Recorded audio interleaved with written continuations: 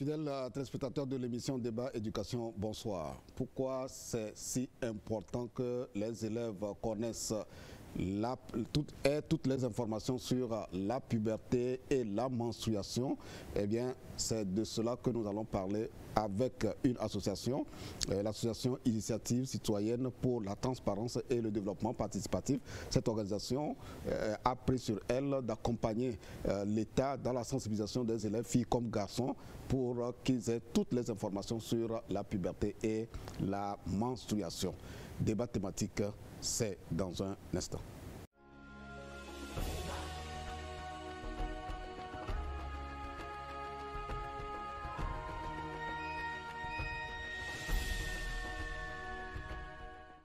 Alors, comme je le disais, il est aujourd'hui important, vu l'évolution des élèves filles et garçons, il est important qu'en dehors des cours pédagogiques qu'ils reçoivent à des fins d'évaluation, il est important que les élèves soient sensibilisés sur la puberté et les menstruations. Mais pour que nous puissions comprendre pourquoi c'est si important, nous avons invité sur ce plateau deux invités. De ma gauche vers ma droite, Madame Dambé Sabine, elle est la coordinatrice de l'association Initiative Citoyenne pour la Transparence et le Développement Participatif. Madame, bonsoir. Bonsoir, monsieur. À ma droite, Monsieur Noël Diakpa, il est spécialiste en santé et population. Monsieur Noël, bonsoir. Bonsoir Marcel. Alors, c'est avec donc les deux invités que nous allons explorer le sujet de la pertinence de la sensibilisation des élèves filles comme garçons, parce qu'ils sont allés dans plusieurs établissements de la capitale pour rencontrer les élèves, échanger avec les élèves sur les questions de puberté et de menstruation. Alors, ma toute première question va à Madame. Madame, dites-nous pourquoi il est important aujourd'hui que les élèves connaissent où est les informations dont ils ont besoin sur la puberté et sur les menstruations. L'état des lieux fait sur le terrain envers les élèves ont montré que la plupart des causes de la déscolarisation de la jeune fille et voire même des garçons étaient liées à la non-maîtrise du sujet sur la puberté et voire les menstruations. Donc, il était important pour nous d'aller vers ces élèves pour leur parler de comment ils vont se prendre en compte pour gérer en toute responsabilité et dignité le sujet sur la menstruation et la puberté, afin d'éviter beaucoup de conséquences néfastes que nous rencontrons dans les différents établissements, pour pouvoir qu'en fin d'année, les élèves puissent, en particulier les élèves filles, réussir à leurs examens. Et de ce fait, nous avions aussi constaté que au niveau de l'État, le sujet ou les thématiques n'étaient pas encore rentrées en vigueur dans le curriculum de l'éducation ou de l'enseignement. Donc, il était important pour nous, en tant qu'association, d'aller vers ces élèves-là pour leur parler de la menstruation, pour leur parler de leur puberté, afin qu'ils puissent se prendre en charge et avoir toutes les informations concernant le sujet. Donc, c'est dans ce sens qu'est née l'idée du projet, la gestion de l'hygiène menstruelle en milieu scolaire chez la jeune fille. Si je comprends bien vos explications, ça veut dire qu'il y a une corrélation entre la mauvaise compréhension, la mauvaise gestion de la puberté et de la menstruation et la réussite scolaire. Bien sûr, parce que quand nous essayons de voir, aujourd'hui, la menstruation, tout comme la puberté, n'est pas un sujet nouveau. C'est un vieux sujet. Mais au même moment, nous pouvons dire que c'est un nouveau sujet du moment où c'est avec peine que toute la société, que ce soit au niveau des enseignants, au niveau des parents ou bref au niveau des personnes que nous connaissons, c'est avec peine qu'on aborde souvent le sujet. Et même si le sujet est abordé, c'est avec toutes les difficultés, juste pour dire que chacun se débrouille à sa manière pour pouvoir expliquer, mais tout en voilant les choses, parce que le thème tourne autour du sexe ou du sang considéré comme impur. Quand vous voyez le sexe et un sang impur qui devient un sujet tabou. Donc du coup, c'est une fuite en avant et pourtant, il est là, il faut l'aborder. Tout à fait. Alors, fidèles téléspectateurs, vous êtes en train de comprendre pourquoi c'était important que nous en débattions pour éclairer, en tout cas les élèves qui n'ont pas encore eu la chance d'être sensibilisés, d'être informés sur le sujet de la puberté et de la menstruation. Alors, Monsieur Diakpa, tel que vient de l'expliquer, il y a effectivement une corrélation entre la gestion de la puberté, la gestion des menstruations et la réussite scolaire. Alors, ce que je voulais savoir, les élèves sont dans le processus de socialisation, dans le processus d'éducation, éducation familiale, éducation formelle à l'école, qui doit normalement jouer ce rôle pour que les enfants aient les informations. Merci Marcel. Est-ce que c'est la cellule familiale ou bien c'est l'école? Merci beaucoup. Il faut dire que dans le développement de l'être humain, la puberté est un phénomène phare qui, lorsqu'il est mal géré, elle a des répercussions négatives sur le développement, sur tout le cycle de vie de l'individu. Donc, pour avoir les vraies informations, celui qui est censé, la personne habilitée à donner cette éducation à la fille comme au garçon, c'est d'abord la cellule familiale. Si je parle de la cellule familiale, je parle du papa et de la maman. C'est à eux ce rôle incombe pour la première fois. Maintenant, lorsqu'ils n'arrivent pas à donner cette information de façon exhaustive, ça peut être complété par toute personne intervenant dans l'éducation de l'enfant. Je voulais parler là des enseignants, du corps enseignant, et également du personnel soignant. Parce que lorsque l'enfant a certains problèmes de santé, il arrive à l'hôpital, le personnel soignant peut profiter de l'occasion là pour quand même donner des informations sur ces deux thématiques qui sont la puberté et puis la menstruation. Le corps enseignant, parce que il faut dire, il y a le programme, le curricula scolaire du Togo, il y a quand même des disciplines où on aborde un tant soit peu ces thématiques. Mais est-ce que ça permet, en abordant, que ça permet aux élèves vraiment de comprendre tel que vous êtes allé leur expliquer? Justement, lorsque on aborde ça, là c'est vraiment un cours pédagogique avec des choses qu'on ne fleure tout juste parce qu'on n'y va pas au fond et ça ne permet pas à l'apprenant d'avoir toutes les informations là-dessus. Maintenant, c'est le papa ou bien la maman qui sont vraiment les personnes habilitées à donner la vraie information de façon exhaustive et ça peut être complété par les autres acteurs précités. Pourquoi, si tel est le cas, pourquoi les parents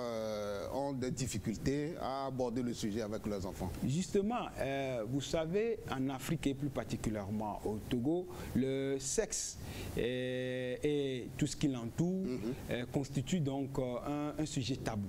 Nos normes socioculturelles ne favorisent pas à ce que les parents aient des discussions aussi fluides et sans langue de bois avec leurs enfants sur ces genres de thématiques. Ce qui fait que même pour nommer la menstruation, les parents, selon les différentes ethnies, utilisent des termes voilés que l'enfant n'arrive pas à savoir justement de quoi il parle.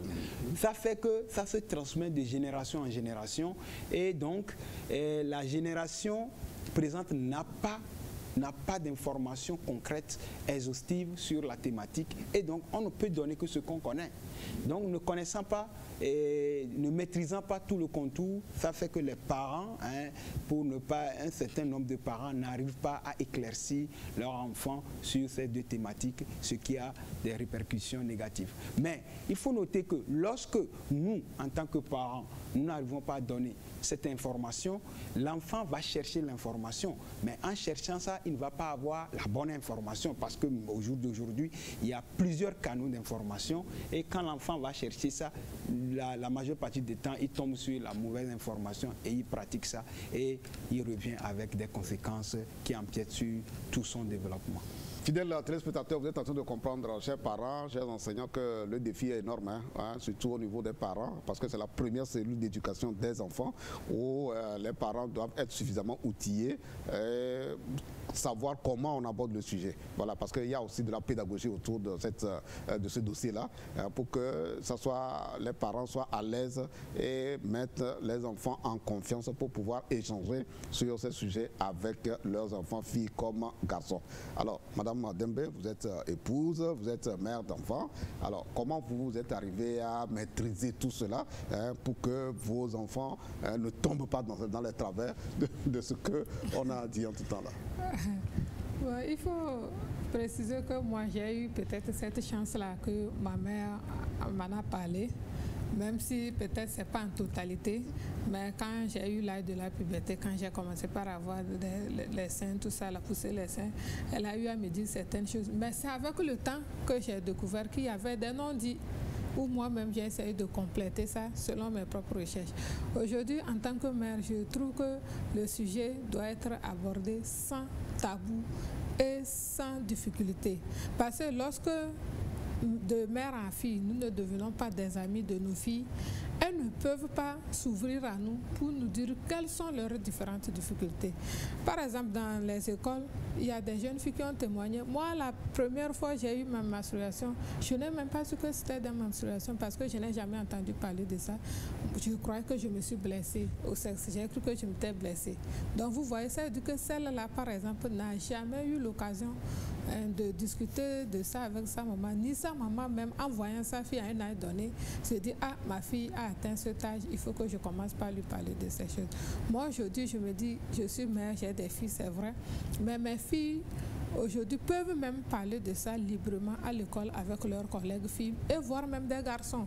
Avant, c'est entre filles, c'est réservé entre filles, mais aujourd'hui, elles parlent de ça avec les garçons parce que nos enfants, avec aussi l'avènement des réseaux sociaux, lorsque nous ne savons pas prendre nos enfants et leur parler en toute franchise et en toute confiance surtout, il faut la confiance surtout, ils iront eux-mêmes faire leurs recherches, comme l'a dit tantôt M. Noël. Et les recherches, souvent, ne sont pas des recherches positives, mais au contraire, ça les affecte plus et avec les conséquences qui peuvent suivre, qui ne sont pas de bonnes conséquences quand même. Oui, fidèles téléspectateurs, vous êtes en train de comprendre, chers parents, que si vous laissez vos enfants tomber dans les bras de n'importe qui, eh bien, les informations erronées, c'est cela qui va nourrir l'enfant, les actes et les réflexions de l'enfant sur les questions de puberté et de menstruation. Et donc, comme elle vient de le dire, faisons de nos enfants nos confidents.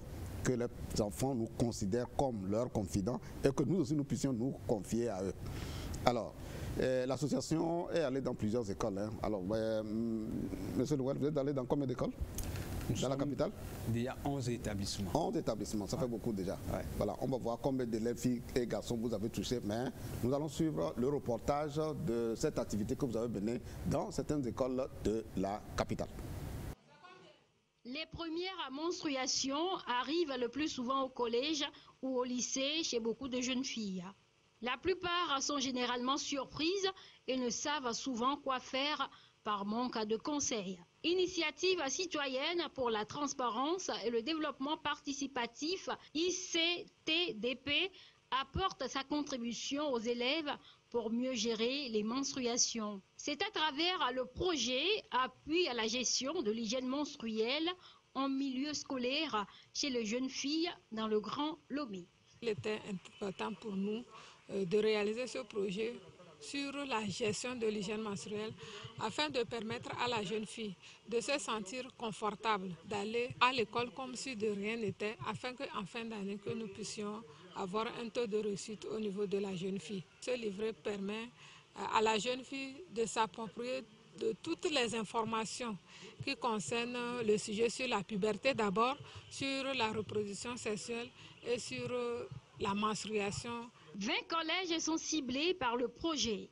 Certains élèves vont être formés pour sensibiliser leurs pairs sur la gestion de l'hygiène menstruelle. Le projet est cofinancé par l'association française Action d'autopromotion et de développement durable 2A2D et la Guilde, la région Nouvelle-Aquitaine et la Fondation Gratitude.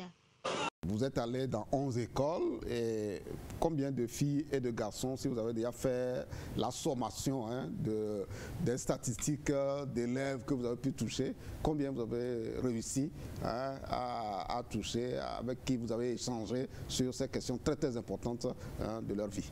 Combien?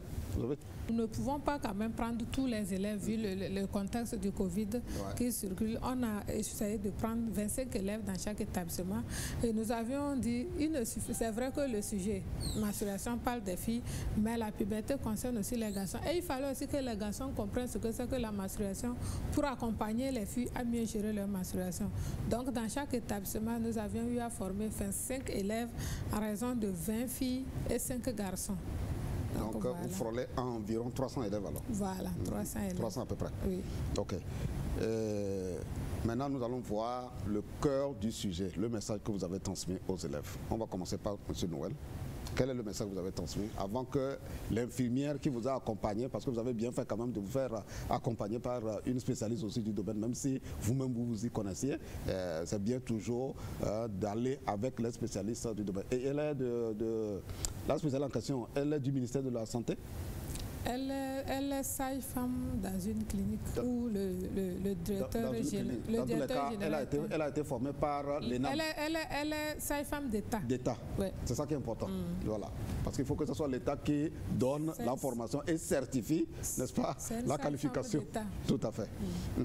Alors, M. Noël, le message que vous avez transmis de façon concrète aux élèves. Oui. Le message qui a été transmis aux apprenants, c'est sur ce que nous appelons d'abord l'adolescent et le changement.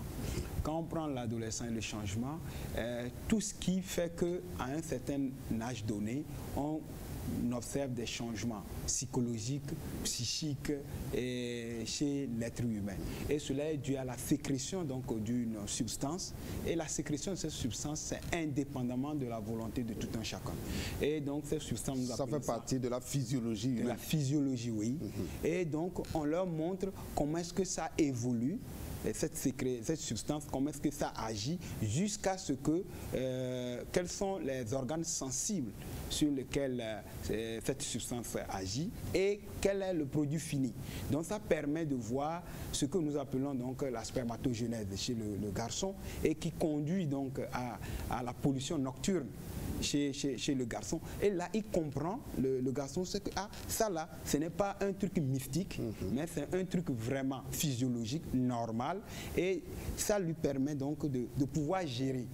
Parce qu'il sait que ce n'est pas mystique, que ce n'est pas dû à quelque chose, ce n'est pas une maladie, que c'est normal. Ça lui met en confiance. Et ça rentre dans le volet menstruation ou bien non, ça rentre dans le volet puberté. Voilà. Ça rentre dans le volet puberté et ses changements. Très bien. Donc, chez le garçon. Vous nous parlez de la puberté, toutes les informations que vous avez apportées pour rapport à la puberté, et madame va s'occuper de la menstruation. Voilà, chacun a sa part. Maintenant, alors, si on prend le garçon, c'est ça. Maintenant, au niveau de la fille, c'est pratiquement la même substance, mais de noms différents, qui agissent également sur les différents organes chez la fille. Donc, nous parlons donc de la folliculogénèse chez la jeune fille qui évolue. Et c'est ça qui donne, au fait, la menstruation dont nous parlons, le sang qui sort, ça lui fait comprendre que le sang qui sort, ce n'est pas un sang mauvais, ce n'est pas un sang impur, mais c'est mon propre sang et que c'est arrivé à l'étape là de ma vie que ça doit sortir. Ça permet donc de maîtriser donc son cycle, savoir à quel moment telle chose se passe et donc il va gérer convenablement cette situation. Mais il faut rappeler que on ne prend pas, en ce qui concerne l'éducation des filles et des garçons, on n'attend pas l'âge pubère pour le faire. Voilà, il faut anticiper. Il faut anticiper pour que si le moment idéal arrive, l'individu soit aguerri, ait l'information nécessaire et pouvoir gérer donc la situation présente. Très bien. Quand vous avez tout présenté par rapport à la puberté, quelles ont été les réactions des élèves, surtout les garçons? Oui, surtout les garçons, la majorité disent que c'est maintenant qu'ils comprennent parce que quand ils ont eu cette situation de pollution nocturne, ils se disaient je ne vais pas parler à maman, je ne vais pas parler à papa. Arrivé à l'école, ils parlent à un ami. Et donc l'ami leur dit donc tu as ça, donc ça veut dire que l'ami leur donne des mauvaises informations en disant tu as ça, donc c'est déjà bon, ça veut dire que puis tu fais la cour à telle fille, tu peux faire la cour à celui-là, sans que l'ami ne leur dise que au moment où tu as ça et quand tu commences pas à avoir des relations sexuelles, tu peux devenir papa prématurément. Donc quand on leur explique ça, ils savent que donc ça veut dire que je suis devenu âgé, je suis devenu une personne adulte et lorsque je vais entretenir des relations sexuelles, non protégé, je peux devenir papa prématurément. Donc du coup, cette information fait que certaines personnes en même temps se disent « Ah, donc il va falloir que je n'agisse pas selon le desiderata de mon organisme, mais il va falloir que moi-même je prenne des décisions responsables pour mon avenir. » De même que les jeunes filles, lorsqu'on leur explique le même phénomène, ils se disent que « Ah, là ça veut dire que je peux devenir maman si jamais j'entretiens des relations sexuelles non protégées. » Donc quand ils ont cette information, et même maîtrisant le cycle, ils savent qu'à tel moment, à tel moment du mois, mais le sang peut venir. Donc, ils prennent les dispositions avant d'aller à l'école pour qu'ils ne se salissent pas en classe au vu de tout le monde. Tout à fait. Donc, c'est comme ça les informations se passent. Alors, fidèle téléspectateur, en tout cas, moi, j'ai compris la pertinence de la contribution de cette association. Voilà, elle est importante vu la réactivité ou les réactions des élèves qui se rendent compte que véritablement, il y a beaucoup de choses qu'ils ne connaissaient pas, qu'ils ne savaient pas, et que maintenant, ils ont la bonne information. Et comme nous l'avons dit, entre-temps, l'association s'est fait accompagner par une infirmière d'État. Nous allons l'écouter avant de tendre le micro à Mme Dembe pour nous dire tout ce qui a été dit, surtout aux jeunes filles par rapport à la menstruation. On écoute l'infirmière. Je forme les élèves sur la puberté et le cycle menstruel. C'est quoi la puberté? Je leur montre les étapes de la puberté. Quand on entend parler de puberté, de quoi vous allez s'attendre, et les modifications que la jeune fille va remarquer sur son corps, de début de l'enfance jusqu'à l'âge adulte, et quelles conséquences il doit s'attendre quand il commence par passer des règles. Les conséquences, par exemple, les grossesses. Donc le rôle, c'est d'éviter les grossesses indésirées dans les écoles. Je les forme aussi sur le cycle menstruel. C'est quoi le cycle menstruel? Comment gérer ces menstruations? Au cours des menstruations, il peut y avoir des malaises, des dysménorrhées par exemple, les douleurs au cours des menstruations. Donc comment on les apprend, comment gérer ça? Apprendre les filles à être propres au cours de leur menstruation, de ne pas être surpris, de les former comment prévenir les surprises menstruelles. Et garder, par exemple, prendre des précautions avant l'arrivée des règles. Si tu as des menstruations, des anomalies au cours de ton cycle, comment faire pour corriger ça? Nous avons posé des doléances auprès des chefs d'établissement pour créer des latrines et des toilettes qui peuvent aider ces jeunes filles à changer leur couche ou à se doucher même au cours de leur menstruation, puisqu'il est conseillé de changer au moins 4 fois ses couches au cours des menstruations et être propre. Donc s'il n'y a pas ces toilettes, la jeune fille ne peut pas s'en sortir sans ça. Donc ça, nous avons demandé des doléances auprès des chefs d'établissement et ça à eux. Et nous avons aussi posé des doléances de créer des infirmeries dans les écoles. Au cas où ces jeunes filles ont ces problèmes, des dysménorrhées par exemple, elles peuvent avoir des premiers soins dans les écoles si ça s'aggrave avant qu'on les renvoie dans des grands centres. Voilà, madame, nous sommes à vous maintenant. Spécialiste en santé et population, monsieur Noël là, a déjà dit tout ce qui a été passé comme information sur la puberté. Alors, maintenant que nous sommes avec les jeunes filles. Voilà, vous êtes la grande sœur des jeunes filles, la maman de ces jeunes filles. Alors, qu'est-ce que vous leur avez dit? Avec les jeunes filles, nous mettons l'accent particulier sur le cycle menstruel. Parce que la grande partie de ces jeunes filles, quand on parle du cycle menstruel, elles croient que c'est les 2-3 jours, voire 4 jours qu'elles font leur menstruation qui s'appelle cycle menstruel. Alors qu'en réalité, le cycle menstruel va du premier jour des règles jusqu'au prochain premier jour des menstruations. Donc vous voyez, par exemple, nous sommes aujourd'hui au 14 février. Pour une fille qui commence aujourd'hui ses menstruations, 14 février, le mois prochain où elle aura encore ses menstruations, c'est tout ce temps-là du 14 jusqu'au premier jour du mois prochain, elle aura ses menstruations qui constituent le cycle menstruel. Mais souvent, ces jeunes filles comprennent comme quoi c'est les quelques jours qu'elles font les règles qui veut dire un cycle menstruel. Donc le cycle menstruel, c'est tout ce processus-là qui prend en compte la menstruation elle-même, l'ovulation, voire les prochaines règles. Donc c'est en ça que nous leur expliquons. D'abord, certaines filles se disent, elles se lèvent, Bon, moi j'ai un cycle de 28 jours, donc ça veut dire que le 14e jour normal, c'est l'ovulation. Et dans la tête de la grande partie de ces jeunes filles, elles croient qu'un cycle menstruel, c'est compris pour 28 jours. En réalité, c'est faux. Le cycle menstruel, selon les scientifiques, varie de 21 jours jusqu'à 35 jours. Donc, pour d'autres filles, c'est 21 jours, 22, 23 jusqu'à 35 jours. Mais avant les 21 jours, c'est-à-dire le 18, 20, c'est pas normal. Après 35 jours aussi, c'est pas normal. Mais la période de la menstruation aussi varie de 2 jours à 8 jours. Donc, vous voyez que pour une jeune fille qui a un cycle menstruel, par exemple 21 jours, si elle commence la menstruation le premier du mois, c'est-à-dire que dans le même mois, elle aura la menstruation 2 fois. Parce qu'elle a un cycle de 21 jours. Pour cette jeune fille qui n'a aucune notion au niveau de ses menstruations, qui ne comprend rien, quand dans le même mois, un cycle de 21 jours, elle aura encore ses menstruations, elle va paniquer, elle va croire qu'elle a une maladie.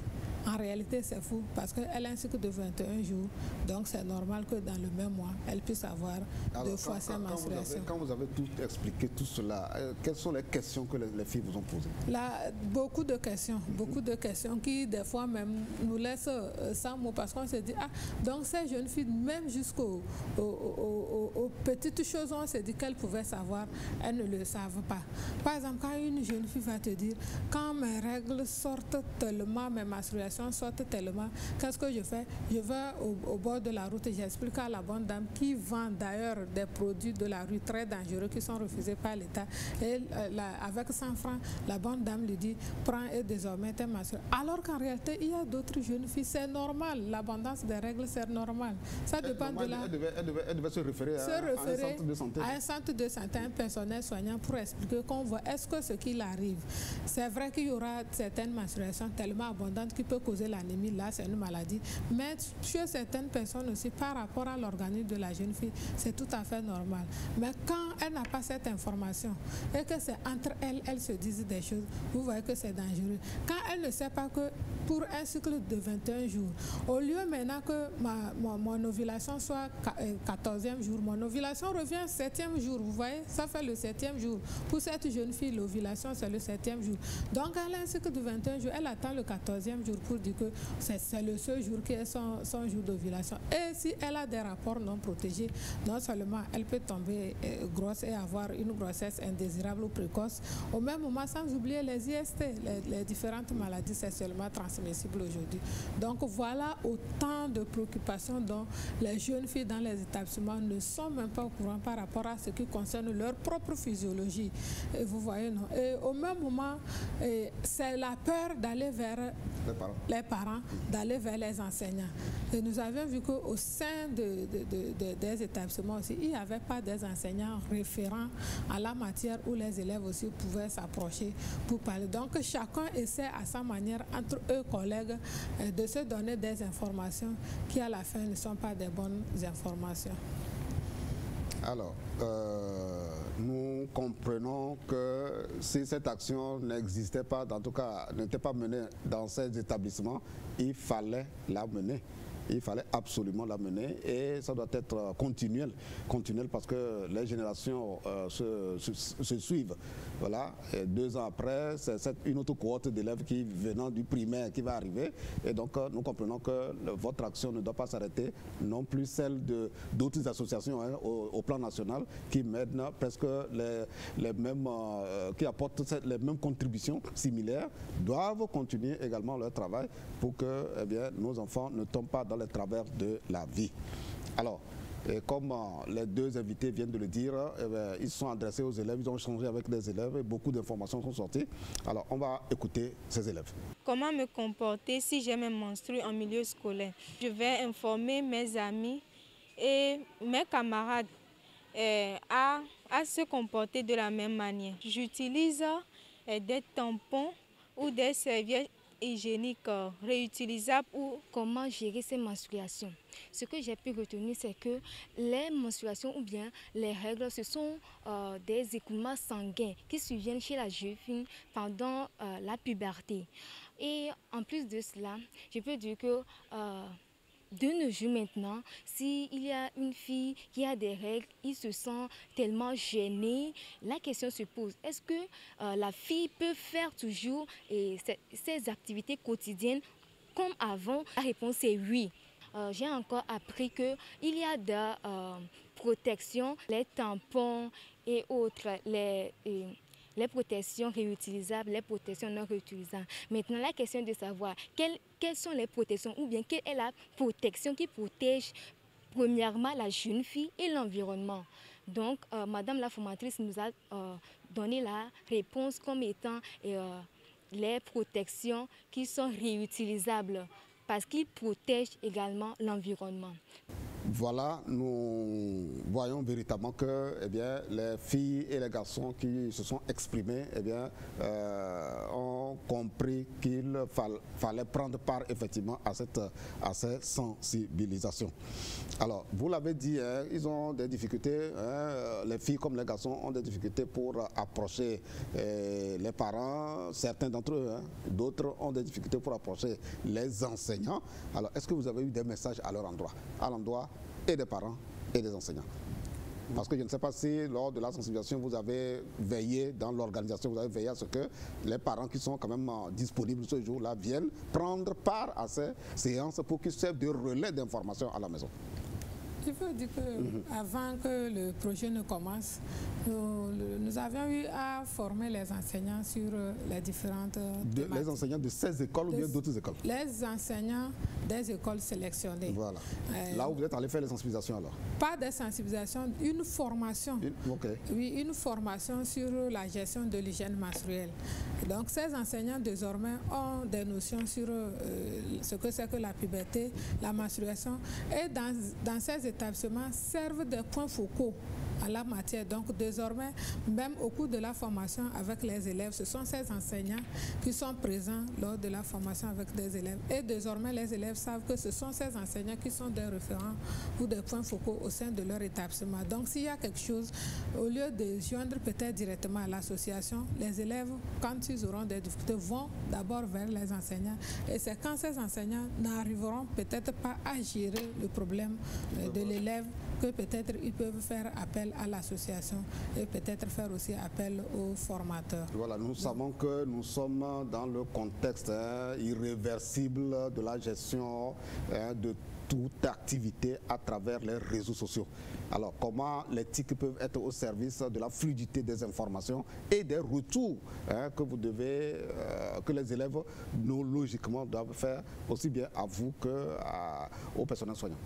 Oui, aujourd'hui avec l'avènement des réseaux sociaux, par exemple, lorsque nous prenons le volet sur comment détruire les protections hygiéniques, par exemple, que ça soit peut-être lavable ou non lavable, nous leur montrons tout ce qu'il y a autour pour détruire ces protections hygiéniques qui, à notre avis, devait être bien pour l'environnement, l'écologie et la santé vaginale. Parce que si on ne les détruit pas bien aussi, imaginez une serviette hygiénique qu'on le jette dans une poubelle comme ça. Or, c'est imbibé de sang, donc vous comprenez que c'est déjà une pollution. Donc, avec les réseaux sociaux, nous leur demandons de faire ce qu'on appelle aujourd'hui, qui est peut-être à leur niveau, à leur portée par rapport aux jeunes et aux adolescents, les TikTok des petites vidéos pour montrer comment est-ce que utiliser une serviette hygiénique. Parce que quoi qu'on dise aussi, il ne suffit pas de donner à l'enfant. Normalement, c'est vous, en tant qu'association, qui devez concevoir ces genres de TikTok pour les mettre à la disposition sur les réseaux sociaux. Justement, c'est des exercices qu'on le fait séance tenante au cours des formations. Je m'en vais dire que l'association conçoit des couches hygiéniques réutilisables ou voire lavables, fait à base des pagnes coton ou pagnes de nos mamans. C'est juste pour retourner un peu à la méthode grand-mère. Parce qu'aujourd'hui, avec les protections hygiéniques qui se font et qui inondent sur le marché, quand vous essayez de voir la matière avec laquelle on a pris pour faire ces protections hygiéniques-là, c'est un peu dommage, mais on doit le dire, c'est pas bien pour la santé vaginale et même voire pour l'environnement. Donc, faisons la promotion de l'utilisation des serviettes hygiéniques. Donc, ça veut dire que alors, le ministère de la Santé doit certifier d'abord ces serviettes hygiéniques avant de les mettre sur le marché, c'est ça? Oui, le ministère de la Santé a donc une direction qui s'occupe des consommables médicaux et des consommables tels que les produits, les serviettes hygiéniques là. Et donc avant la mise sur le marché, il certifie ça. Mais force est de constater qu'il y a quand même certaines brebis galeuses qui n'arrivent pas à se soumettre au cours de la loi, mais quand même il y a des contrôles périodiques qui se font pour pouvoir décourager ces genres de pratiques. Ce que Madame voulait dire également, c'est que l'association prône en fait l'utilisation des serviettes réutilisables. Donc, et comment les entretenir pour que ça ne puisse pas être néfaste à la santé. Si on prend par exemple les serviettes réutilisables, il y a une manière de les laver qu'on apprend aux jeunes, aux adolescentes. Et après avoir lavé, là où même il faut sécher, on ne sèche pas ça dans la chambre. À l'ombre, à l'humidité, là où non. On sèche ça au soleil pour que le soleil puisse bien tailler. Parce qu'en séchant ça dans la chambre, il y a l'humidité qui est là, il y a certaines bactéries, certains microbes qui sont là, qui se développent sur ça. Et lorsque la jeune fille va réutiliser ça, ça devient néfaste à son organisme parce qu'il va avoir des infections qui vont évoluer très rapidement. Mais si on sait ça au soleil, on sort ça, on peut même repasser. Et lorsque la jeune fille utilise, c'est bien, ça n'a pas d'inconvénient. D'accord. Alors, nous savons que pour une action de ce genre, l'idéal véritablement, c'est d'avoir un document. Est-ce que vous avez produit un document dans lequel, si oui, eh bien, quel est le contenu du document pour que quelqu'un qui a participé ou non à ces genres de sensibilisation très importantes puisse avoir les informations, presque les mêmes que vous avez passées en live avec les élèves? Oui, il y a un document. Il y a un livret intitulé « Mes 28 règles élémentaires du mois ». Dans ce livret, vous allez trouver toutes les informations concernant la puberté, le cycle menstruel. Quand est-ce que je peux avoir mes règles pour la première fois? Parce que nous allons dans les collèges et lycées, nous rencontrons des jeunes filles de 9 ans qui sont déjà en 6e. Donc il faut les apprêter à attendre cette menstruation sans avoir peur, sans aucun gêne.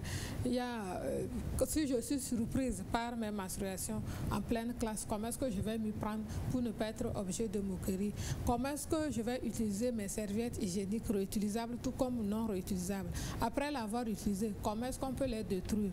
Voilà le contenu du livret, voilà, sur mes 28 règles élémentaires du mois. Et comment est-ce que je passe mes règles? Quand je passe mes règles, quelles sont les attitudes? Parce qu'aujourd'hui, nous avons vu que la grande partie des jeunes filles, les enseignants même lors de leur formation, ont eu à signifier, c'est devenu comme une maladie. Et s'il faut que chaque mois, l'élève prenne 3 à 4 jours pour dire je suis malade, vous constatez que, ou bien vous convenez avec moi, il y aura une incidence sur son éducation, parce que d'autres même vont jusqu'à s'abstenir pendant cette période-là. Or, en réalité, c'est un phénomène naturel qui ne devait pas déranger l'élève s'il sait bien se protéger et se prendre en charge. Donc, voilà autant d'éléments qui font partie de ces livrets dont nous mettons à la disposition des 25 élèves qui sont formés, c'est-à-dire un élève, un livret. Et nous demandons aux élèves qu'une fois de retour dans leurs différentes classes, de faire lire ça à leurs collègues afin que ceux ou celles qui n'ont pas eu l'occasion de participer à la formation puissent au moins avoir cette information. Ou pourquoi même pour ceux-là qui désirent le photocopier auprès de leurs élèves ou collègues qui ont eu à participer. Bref, le livret donne toutes les informations concernant la puberté, l'avant-puberté, même si je peux le dire, la menstruation, comment gérer la menstruation et même pourquoi se prendre en charge en tant que femme toute sa vie. Voilà. Alors, nous tendons pratiquement vers la fin de l'émission, mais je voulais savoir, est-ce que vous avez eu à dire aux élèves, surtout aux garçons, qui généralement, quand ils constatent que la fille a des taches elle est surprise, elle n'a pas su anticiper, eh bien, c'est l'objet, elle fait objet de raillerie et de moquerie. Quel est le message que vous avez transmis aux garçons? Le message que nous avions eu à transmettre, d'ailleurs, lors des formations, les formateurs, la première des choses, c'est de poser la question aux garçons. Qu'est-ce que c'est que les menstruations? Au lieu d'aller vers les filles directement, parce que c'est les filles qui sont concernées par la menstruation. Et les garçons essaient de dire, tu ne passes pas les règles. Comment est-ce que tu sais que c'est ça? C'est comme ça se passe.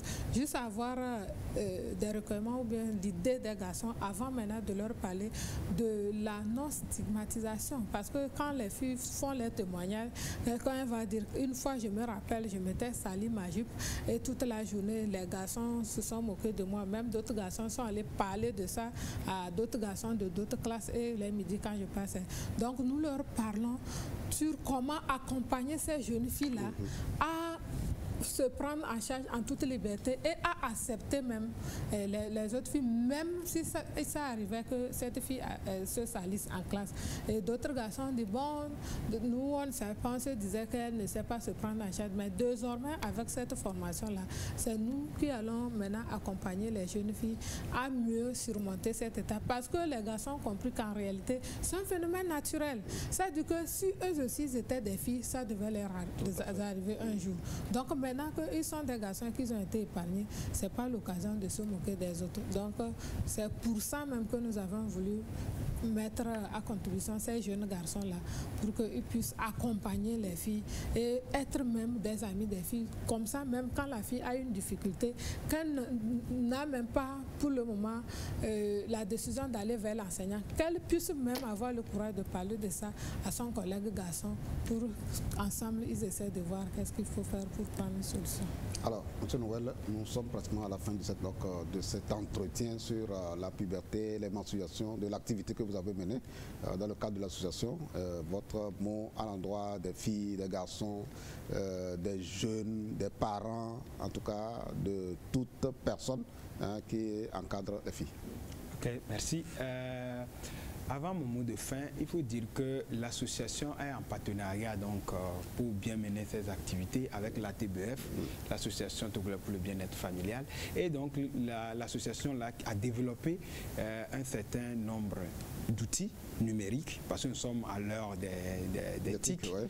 Et donc il y a une application qu'on appelle Info Ado Jeune. L'application Info Ado Jeune, comme on l'entend, est téléchargeable sur Play Store. Donc vous installez ça, ça fonctionne comme le WhatsApp. La jeune fille ou bien le jeune garçon peut rentrer dedans et facilement avoir toutes les informations sur la menstruation et avoir toutes les informations sur la gestion du cycle. Et même, il a la possibilité de demander même des conseils en ligne.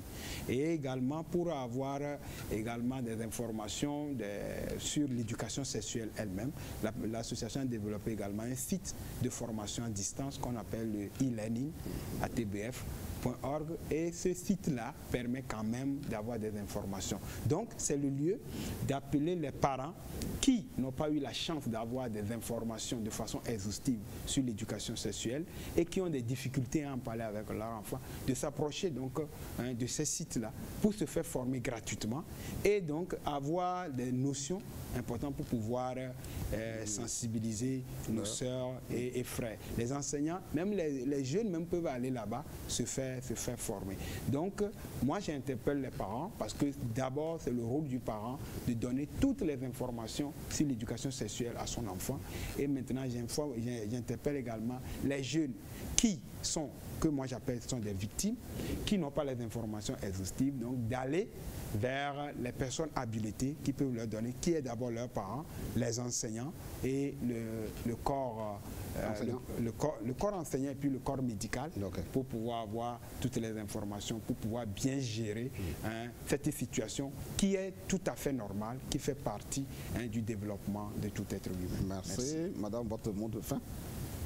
Merci. Je voudrais, avant de finir, remercier l'État togolais à travers le ministère des enseignements primaires et secondaires technique de l'artisanat pour son accompagnement technique.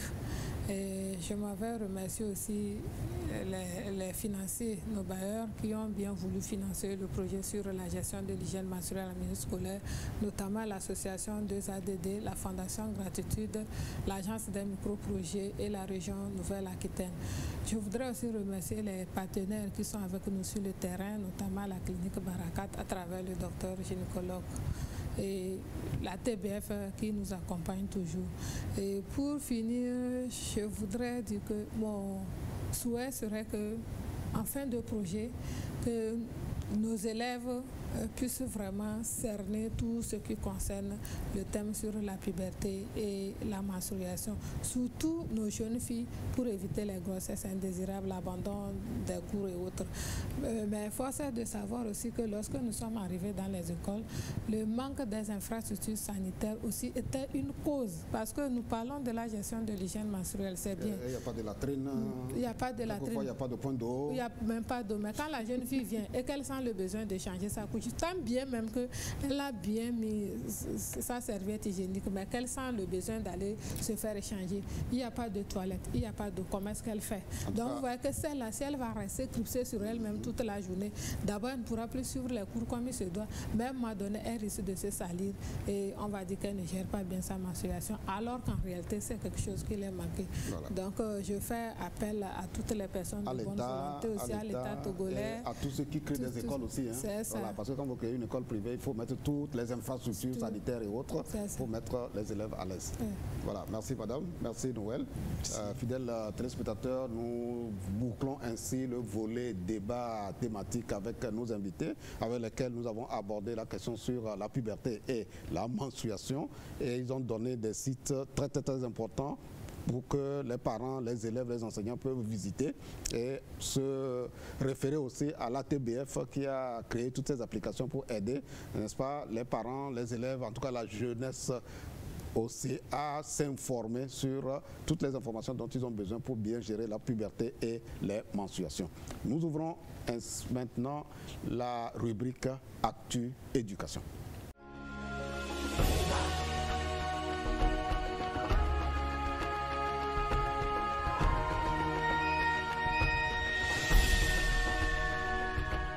La Coalition nationale togolaise pour l'éducation pour tous et l'ONG Plan International Togo ont mené des sensibilisations pour lutter contre les châtiments corporels à l'école, à la maison, dans les communautés. Et la première sensibilisation a eu lieu au lycée Sarakawa, c'est dans la préfecture de la Kosa. Nous allons suivre certains participants. Semaine sans bâton à Sarakawa. Quelle grande joie pour la région éducative de la Kara. Ça fait la énième fois que la semaine sans bâton se célèbre dans la région de la Kara. Après le lancement au lycée des montagnes, il y a de cela 3 ans. Aujourd'hui, nous sommes au lycée de Sarakawa pour la célébration de la semaine sans bâton. Le message, il a été clair. Il ne s'agit pas tout simplement de passer une semaine sans violence physique sur les élèves. Mais le vrai message, c'est faire de l'éducation sans violence. Faire en sorte que l'éducation se déroule dans une atmosphère sécurisée pour les apprenants. Il ne s'agit pas simplement de la violence physique ou du bâton. Il s'agit d'éviter toutes les formes de violence dans le processus éducatif. Que ce soit à la maison, que ce soit à l'école, la violence est proscrite. Et toutes les formes de violence doivent être évitées à l'école comme à la maison. Il y a toujours une alternative à toute chose. Il suffit tout simplement de décider de ne pas exercer la violence. On trouvera une autre forme de sanction qu'on pourra appliquer. Nous sommes là pour la célébration de la semaine sans bâton dans le lycée de Sarakawa. Et effectivement, par rapport aux différents intervenants et le message clé, nous voulons qu'au niveau des établissements scolaires, partant du lancement qui est en train d'être fait à Sarakawa, que nous puissions amener les élèves, nos jeunes frères, nos jeunes sœurs, à pouvoir fréquenter en dehors de toute forme de violence. Et c'est en cela que nous allons constater que l'éducation est en train de se réaliser, n'est-ce pas, dans la dignité et dans le respect des uns et des autres. Maintenant, le message clair, comme je viens de le stipuler, nous encourage à faire en sorte qu'au niveau des programmes scolaires, qu'on puisse avoir beaucoup plus de méthodes alternatives qui viennent maintenant remplacer la violence au niveau des élèves. Et en cela, vous allez constater que l'école, loin d'être un endroit qui est source de violence, constituera plutôt un coin attractif pour les élèves, pour les jeunes. Et c'est cela qui va favoriser une bonne éducation, selon le plan international Togo. Le message clair qui ressort est d'éviter le bâton à l'école. Il peut y avoir des mesures alternatives, puisque en exerçant ces violences sur ces enfants, ça peut apporter des conséquences négatives qui n'arrangent personne. Ainsi donc, les élèves également doivent aussi comprendre qu'ils ne doivent pas exercer eux aussi des violences sur leur père, parce que ça aussi, ça peut les amener à aller au quartier des mineurs. Et ça n'arrange aussi ni les parents, ni les enseignants, ni tout le pays.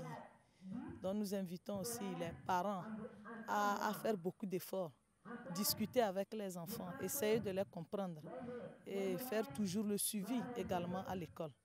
Les enseignants aussi, on les encourage. C'est vrai que les enfants ont des comportements déviants, mais on les encourage toujours à pouvoir discuter, utiliser les méthodes alternatives pour que tout le monde puisse évoluer dans un environnement sain et favorable à tous.